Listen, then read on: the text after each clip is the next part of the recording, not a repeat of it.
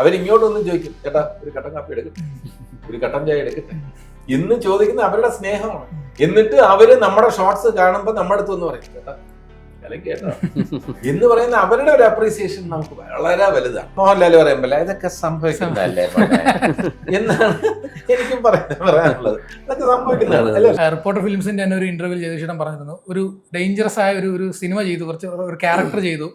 ഇത് ഷൂട്ട് ചെയ്യുന്ന ഓരോ മൊമെന്റിലും ഡയറക്ടർ വന്നിട്ട് ഓക്കെ ആണോ എന്ന് ചോദിക്കുന്നുണ്ടായിരുന്നു.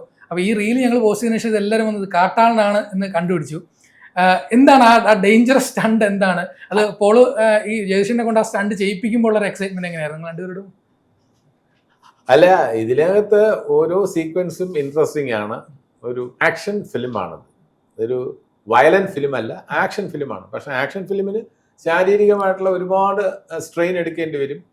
അപ്പോൾ ആ സ്ട്രെയിൻ എന്ന് പറഞ്ഞിരുന്നാൽ പെപ്പെ, ആന്റണി വർഗീസ് ആണ് ഇതിനകത്ത് ഹീറോ. അപ്പൊ ആന്റണി വർഗീസ് ആക്ഷൻ ചെയ്യാൻ ഭയങ്കര മിടുക്കനാണ്.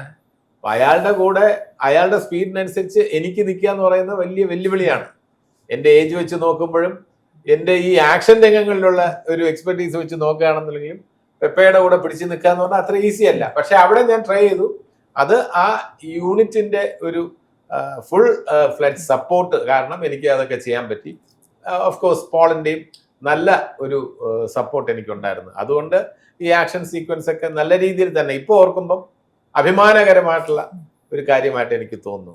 ഇത്രയും ദിവസം നമ്മൾ അവിടെ സ്പെൻഡ് ചെയ്തത്, ലൊക്കേഷനിൽ സ്പെൻഡ് ചെയ്തത് തീർച്ചയായിട്ടും നല്ല കാര്യം. നല്ലൊരു സിനിമയുടെ ഭാഗമാകാൻ കഴിഞ്ഞതിൻ്റെയും നല്ലൊരു കഥാപാത്രം അവതരിപ്പിക്കാൻ കഴിഞ്ഞതിൻ്റെയും ത്രില്ലിലാണ് ഞാൻ. അപ്പോൾ ഇപ്പോൾ ജയതിഷേട്ടനെ കൊണ്ട് ഈ റോൾ ചെയ്യുന്ന സമയത്ത് ഒരു കൺസേൺ ഉണ്ടായിരിക്കും തീർച്ചയായിട്ടും, അതേസമയം ഒരു എക്സൈറ്റ്മെന്റും ഉണ്ട്. അതായത് അദ്ദേഹം ഈ സ്റ്റണ്ടുകൾ ചെയ്യുന്നു എന്നുള്ളത് എങ്ങനെയായിരുന്നു അതിന്റെ ഒരു? അല്ല, തീർച്ചയായിട്ടും. അപ്പോൾ ജഗദീഷേട്ടൻ പറഞ്ഞ പോലെ ഒരു ഏജ് ഫാക്ടറും, അപ്പോൾ നമ്മൾ അതെല്ലാം മുന്നിൽ കാണുമ്പോൾ നമുക്കൊരു കൺസേൺ ഉണ്ട്. പക്ഷെ ജഗദീഷേട്ടൻ കഥ കേട്ട് അന്ന് മുതൽ എനിക്ക് തോന്നുന്നു ജഗദീഷേട്ടൻ അതിനു വേണ്ടി പ്രിപ്പയർഡാണ്. പക്ഷെ എന്നാലും നമുക്കൊരു കൺസേൺ ഉണ്ട്.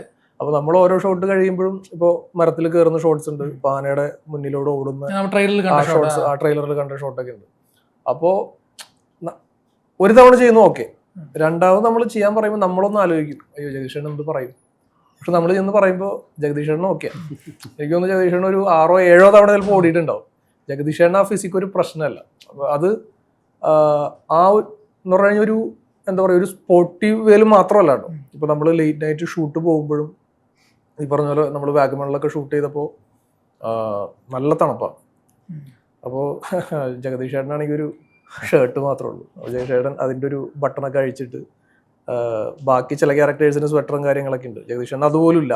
അപ്പോൾ നമ്മളൊരു മോർണിംഗ് 6 ഒക്കെ വരെ ഷൂട്ട് പോകുമ്പോഴും ജഗദീഷേട്ടന് ഒരു കുഴപ്പമില്ല. നമ്മുടെ അടുത്ത് ഇന്നേ വരെ ഒരു കംപ്ലൈൻറ്റോ അല്ലെങ്കിൽ ഒരു പരിഭവോ ജഗദീഷേട്ടൻ പറഞ്ഞിട്ടില്ല. കാരണം അത്രയും ഡെഡിക്കേറ്റഡ് ആയിട്ടാണ് ജഗദീഷേട്ടൻ നമ്മുടെ കൂടെ നിന്നിട്ടുള്ളത്. അപ്പോൾ അത് എന്നെ സംബന്ധിച്ച് എനിക്ക് എന്താ പറയുക, വലിയൊരു സപ്പോർട്ടാണ്, വലിയൊരു അനുഗ്രഹമാണ്. ജഗദീഷേട്ടനെ പോലെ ഒരു ആക്ടർ അത്രയും 100% നമ്മുടെ കൂടെ അത്രയും സപ്പോർട്ടീവായിട്ട് നിൽക്കാന്ന് പറയും. ഇപ്പൊ ഈ മാർക്കോയിലെ ടോണി ഐസക് എന്ന് പറഞ്ഞ വില്ലൻ കുറച്ച് സ്റ്റൈലിഷ് ആയിട്ടൊരു വില്ലനാണ്, കോട്ട് സ്യൂട്ടൊക്കെ ഇട്ട് ഗ്ലാസ് ഒക്കെ വെച്ച്. ജഗദീഷേട്ടൻ ഇന്നുവരെ കാണാത്ത രീതിയിൽ അവതരിപ്പിച്ചൊരു സിനിമയും കൂടിയാണ് മാർക്കോ. കാട്ടാണിലേക്ക് വരുമ്പോൾ നമ്മൾ ഈ പോസ്റ്ററൊക്കെ കാണുമ്പോൾ തന്നെ കുറച്ച് റോ ആയിട്ടുള്ള റഗ്ഡ് ആയിട്ടുള്ള ഒരു ക്യാരക്ടറാണ്. എന്താണ് ഈ ക്യാരക്ടർ എത്രത്തോളം ഡേഞ്ചറസ് ആണ്? അയാൾ ടോണി ഐസക്കിനെക്കാളും ഡേഞ്ചറസ് ആണോ? ഇയാൾ ഡേഞ്ചറസ് ഒന്നുമല്ല. ഇയാൾ ഒരു സാധു മനുഷ്യനാണ്. സാധു മനുഷ്യനാണെന്ന് പറഞ്ഞാൽ ഒരു തൊഴിലാളിയാണ്, വിധേയനാണ്. ഇതില് സുനിൽ അവതരിപ്പിക്കുന്ന മാരി എന്ന് പറയുന്ന കഥാപാത്രമുണ്ട്. കാടടക്കി വാഴുന്ന അല്ലേ, മാരിയുടെ ഒരു തൊഴിലാളിയാണ് ഞാൻ. മാരി പറയുന്നത് അനുസരിച്ച് കഴിയുന്ന തൊഴിലാളിയാണ്. അത് പറയുകയാണെങ്കിൽ നായകനായിട്ടുള്ള പെപ്പെ പോലും തൊഴിലാളി വർഗത്തെ റെപ്രസെന്റ് ചെയ്യുന്ന ആളാണ്. പക്ഷെ ഈ തൊഴിലാളി എന്ന് പറയുമ്പോൾ മാതൃകയൊന്നും അല്ല സമൂഹത്തിന്. ഇവർ ചെയ്യുന്നതും കുഴപ്പങ്ങൾ തന്നെയാണ്. അതുകൊണ്ട് നല്ല തൊഴിലാളി എന്നൊന്നും എന്നെയോ പെപ്പയോ വിശേഷിപ്പിക്കാൻ പറ്റില്ല. നമ്മളൊക്കെ എന്താ പറയാ, തിന്മ കുറഞ്ഞവരും തിന്മ കൂടിയവരും തമ്മിലുള്ള സംഘടനയാണിത്. അതിന്റെ ഫൈറ്റാണ്. അതില് തിന്മ താരതമ്യേന കുറഞ്ഞ ആൾക്കാരാണ് ആന്റണിയും ഞാനും ഒക്കെ. അപ്പൊ ഇതിനകത്ത് പക്ഷേ നമുക്ക് എന്തായിരുന്നാലും ഉള്ളിൽ ചില ഇമോഷൻസ് കാണുമല്ലോ. ആ ഇമോഷൻസ് കഥാഗതിക്ക് അനുസരിച്ച് ചില സിറ്റുവേഷൻസിലൊക്കെ ആ ഇമോഷൻസ് പ്രകടിപ്പിക്കേണ്ടി വരുന്നുണ്ട്. അതാണ് ഈ കഥാപാത്രത്തിന്റെ ഒരു വേറിട്ട രീതിയിൽ അത് നിൽക്കുന്നത്. മാർക്കോ കഴിഞ്ഞപ്പോൾ നമ്മൾ പരസ്പരം ഫോണിൽ വിളിച്ച് എന്തുണ്ട് ഷെരീഫ് സുഖമാണോ, അല്ലെങ്കിൽ ഷെരീഫ് എന്നെ വിളിച്ച് ഡെയിലി വിളിക്കുക, അങ്ങനെ ഒരു സംഭവമില്ല. പക്ഷെ നമ്മൾ തമ്മിൽ ഒരു ആത്മബന്ധം ഉണ്ടായിരുന്നു. കാരണം മാർക്കോയുടെ ഷൂട്ടിങ്ങിൽ ഷെരീഫ് ആസ് എ പ്രൊഡ്യൂസർ എനിക്ക് ഭയങ്കര ഇഷ്ടവും ബഹുമാനവും തോന്നി. കാരണം ഇത്രയും ഒരു ചെറുപ്പക്കാരൻ ഒരു എക്സ്പീരിയൻസ്ഡ് ആളെ പോലെ പെരുമാറുക, അതിലെല്ലാത്തിലും ഒരു മേൽനോട്ടം.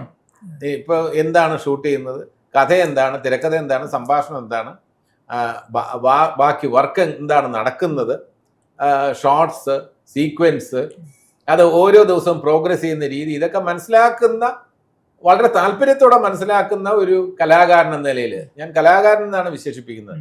പ്രൊഡ്യൂസർ എന്ന് പറഞ്ഞാൽ കലാകാരൻ കൂടി ആയിരിക്കും. ഷെരീഫ് ഒരു കലാകാരനാണ്, കാരണം അതിന്റെ എസ്തെറ്റിക്സ് നന്നായിട്ട് അറിയാം, ധാരാളം സിനിമകൾ കാണുന്നുണ്ട്.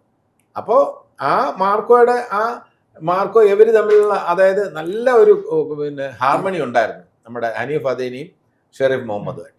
അപ്പൊ അത് കണ്ടപ്പോൾ എനിക്ക് വളരെ ഇഷ്ടപ്പെട്ടു. അപ്പം എൻ്റെ ഒരു അപ്രോച്ചും ഷെരീഫിന് ഇഷ്ടപ്പെട്ടു. അപ്പൊ ഷെരീഫ് ഇങ്ങനെ പറഞ്ഞു എന്ന് അറിഞ്ഞപ്പോൾ എനിക്ക് വളരെ സന്തോഷം തോന്നി. കാരണം ഷെരീഫ് പറഞ്ഞു ജഗദീഷ് ഏട്ടന് ഒരു നല്ല വേഷം ഉണ്ടാവണം. അത് നമുക്കൊരു പിന്നീട് വേറൊരു ദിവസം കാട്ടാളന്റെ ലൊക്കേഷനിൽ വെച്ച് പറഞ്ഞു വേറൊരു കഥയൊക്കെ ആലോചിക്കുന്നുണ്ട്, ജഗദീഷ് ഏട്ടൻ ഉണ്ട് കേട്ടോ. അതൊരു കലാകാരൻ അല്ല, അതൊരു സന്തോഷമല്ലേ. അത് നമുക്ക് ആ കഥയില്, അടുത്ത കഥയിൽ നമ്മളില്ലെങ്കിലും നമുക്ക് ഒരു പരിഭവമോ ദേഷ്യം ഉണ്ടാവില്ല. കാരണം ഈ 2 ചിത്രങ്ങളിലും പരമാവധി എന്നെ കൂടെ ഉൾക്കൊള്ളിക്കണമെന്ന് ഷെരീഫിന്റെ ആഗ്രഹം ഉണ്ടായിരുന്നു. അപ്പൊ പോൾ അതിന് സമ്മതം മൂളിയിട്ട് പോളും ഞാനും തമ്മിലുള്ള ആ ഇന്ററാക്ഷനിൽ നമ്മൾ നിരന്തരം വിളിച്ചുകൊണ്ടിരുന്നു. കാരണം ഇത് പല കാരണങ്ങളാൽ പറഞ്ഞ ഡേറ്റിനേക്കാളും കുറച്ചുകൂടെയൊക്കെ നീണ്ടു. അപ്പൊ ഞാൻ ഓരോ ദിവസം പോളിനെ വിളിക്കും. പോൾ പറഞ്ഞു ചേട്ടാ ഒരു 2 ആഴ്ച ചിലപ്പോൾ നീളും കേട്ടോ എന്ന് പറഞ്ഞ് ഞാൻ പ്രിപ്പയർഡ് ആയിരിക്കും. വീണ്ടും പറയും ചേട്ടാ വീണ്ടും ഒരു 2 ആഴ്ചയോടെ ഒന്ന്. എനിക്കാണെങ്കിൽ ഈ ഡേറ്റിന്റെ കാര്യത്തിൽ എന്താ പോലെ ഇത് ഇങ്ങനെ അല്ല ഇങ്ങനെ. അപ്പൊ അങ്ങനെ നീണ്ടു. എന്തിനു വേണ്ടിയാ? ഇതിന്റെ ഒരു ബെറ്റർമെന്റിന് വേണ്ടിയാ. കൂടുതൽ കാര്യങ്ങൾ സംഘടിപ്പിക്കാനും, തായ്ലൻഡിലേക്ക് അങ്ങനെ ഒരു സംഭവം വന്നു, ഇതിന്റെ ഫൈറ്റ് മാസ്റ്റേഴ്സിന്റെ കാര്യത്തിൽ ഡിസൈഡ് ചെയ്യാനും ബെറ്റർമെന്റിന് വേണ്ടിയാണ് കൂടുതൽ സമയം എടുത്തത്. അപ്പൊ എനിക്കൊരു പരിവം വന്നില്ല. പിന്നെ വർക്ക് ചെയ്തപ്പം പോളുമായിട്ട് വർക്ക് ചെയ്യാനും, എനിക്ക് ഹനീഫ് അദേനിയുമായിട്ട് വർക്ക് ചെയ്ത പോലെ തന്നെ പോളുമായിട്ട് വർക്ക് ചെയ്യാൻ വളരെ ഈസി ആയിരുന്നു. പിന്നെ ഈ പറഞ്ഞ ജഗദീഷ് ഏട്ടൻ ഒരു സിനിമയുടെ ഭാഗമാകുന്നു എന്ന് പറയുമ്പോൾ തന്നെ ഇന്ന് അതൊരു ഹൈപ്പ് ഫാക്ടറാണ്, പ്രേക്ഷകർ പ്രതീക്ഷിക്കുന്നു. അതൊരു ഫാക്ടറാണ്, സത്യമാണത്. അല്ല, അതൊക്കെ ഈശ്വരാനുഗ്രഹമാണ്. നമ്മളിപ്പോ ഒരിപ്പം ഷെരീഫിന്റെ കഴിവോ എന്റെ കഴിവോ പോളിന്റെ കഴിവോ ഒന്നുമല്ല, ഇതൊക്കെ ഒത്തുവരികയാണ്. പിന്നെ മോഹൻലാൽ പറയുമ്പോൾ ഇതൊക്കെ സംഭവിക്കുന്നതല്ലേ എന്നാണ് എനിക്കും പറയാനുള്ളത്. ഇതൊക്കെ സംഭവിക്കുന്നതാണ് അല്ലേ ഷെരീഫ്? നമ്മുടെ എഫേർട്സ് എടുക്കുക. എഫേർട്സ് എടുത്തിട്ടുണ്ട്, ഇതിലാരും ഉഴപ്പിയിട്ടില്ല. അതൊന്ന് ഞാൻ പറയാം. ഇതില് ലൈറ്റ് മാൻ തൊട്ട് ഒരു ആളും ഇതിനകത്ത് എല്ലാവരും, അല്ലെങ്കിൽ പ്രൊഡക്ഷൻ മാൻ അല്ലെങ്കിൽ പ്രൊഡക്ഷൻ ബോയ് എന്ന് നമ്മൾ വിളിക്കുന്ന പ്രൊഡക്ഷൻ ടീമിലെ ഒരു അംഗം മുതൽ സംവിധായകൻ വരെ നിർമ്മാതാവ് വരെ എല്ലാവരും അവരുടെ എഫേർട്സ് ഇട്ടിട്ടുണ്ട്. അല്ലെങ്കിൽ ഏതെങ്കിലും ഒരു വിഭാഗം ഒന്ന് ഉഴപ്പിക്കഴിഞ്ഞിരുന്നാൽ നമുക്ക് പ്രൊഡക്ഷൻ ടീമിൽ വർക്ക് ചെയ്യുന്ന ഒരാൾ ഇത്രയും അർദ്ധരാത്രി അല്ലെങ്കിൽ വെളുപ്പിന് 6 മണി വരെ വർക്ക് ചെയ്യാൻ നേരത്തെ ഒരു ചായ ചോദിച്ചു കഴിഞ്ഞാൽ ഉടൻ കൊടുത്തില്ല എങ്കിൽ അത് ബാധിക്കും. ഇതിപ്പോ അവർ റെഡിയാണ്, അവർ ഉറങ്ങാതെ നിൽക്കുകയാണ്. അവരിങ്ങോട്ടൊന്നും ചോദിക്കും ചേട്ടാ ഒരു കട്ടൻ കാപ്പി എടുക്കട്ടെ, ഒരു കട്ടൻ ചായ എടുക്കട്ടെ എന്ന് ചോദിക്കുന്ന അവരുടെ സ്നേഹമാണ്. എന്നിട്ട് അവര് നമ്മുടെ ഷോർട്സ് കാണുമ്പോൾ നമ്മുടെ അടുത്ത് ഒന്ന് പറയും ചേട്ടാ അല്ലെങ്കിൽ കേട്ടോ എന്ന് പറയുന്ന അവരുടെ ഒരു അപ്രീസിയേഷൻ നമുക്ക് വളരെ വലുതാണ്. അപ്പൊ ഇതൊരു ടീം വർക്കാണ്. അപ്പൊ അതുകൊണ്ട് എന്റെ ഇൻഡിവിജ്വൽ കോൺട്രിബ്യൂഷൻ എന്നതിനേക്കാളും ഇതൊരു ടീം വർക്കാണ്.